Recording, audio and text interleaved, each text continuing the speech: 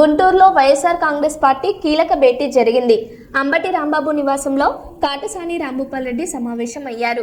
Party బలోపేతం, రానున్న ఎన్నికలపై చర్చించారు. గ్రామ స్థాయి నుంచి పార్టీని బలపర్చాలని నిర్ణయించారు. ప్రజా సమస్యల పరిష్కారంలో ముందుండాలని నాయకులు పిలుపునిచ్చారు.